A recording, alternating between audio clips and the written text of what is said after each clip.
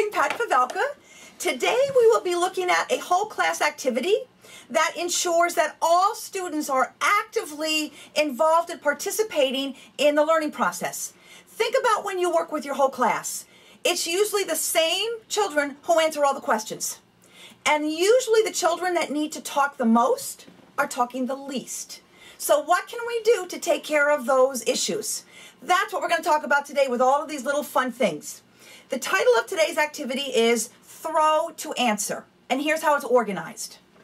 All of these things are some ideas of what you can use. Nerf balls, koosh balls, bean bags, creepy crawlies that the boys really like. So here's how it's organized. First of all, you ask a question to your class. Nobody yells out an answer. And here's why they're not going to yell out an answer. Because you've got something to throw. We're going to throw it to the person who's got their hand up. If they make a noise like, ooh, please pick me. We all know the noises children make and they're excited to answer the questions. Any noises, they have no chance of getting the ball. So what's happened is some of my students who are always yelling out the answers, as soon as they see me pick up the ball, they raise their hand and I can see them really holding back and trying not to yell out the answer. They're the first ones I throw the ball to say, thank you for not yelling out. Can you help us now and answer the question? So as soon as they answer the question, then you tell them who to throw the ball to. And they throw the ball to whoever you told them to, and all that person has to do is repeat the answer. Then you ask a new question. The person who now has the ball can throw it to anybody whose hand is up.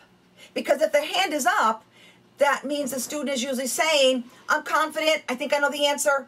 And if they don't know the answer, they're pretty confident if their hand is raised that you can correct them and they'll be okay with that. So they throw it to anybody who has their hand up. That person answers the question.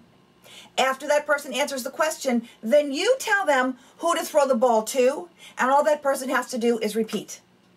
So what's happening is we are calling everybody on the carpet in our classroom to listen and attend, but we're never putting them on the hot seat in terms of academics. My students know I am always going to say to you, what did he just say? Can you repeat what was just said? Because it really tunes in their learning piece. And it also lets them repeat information.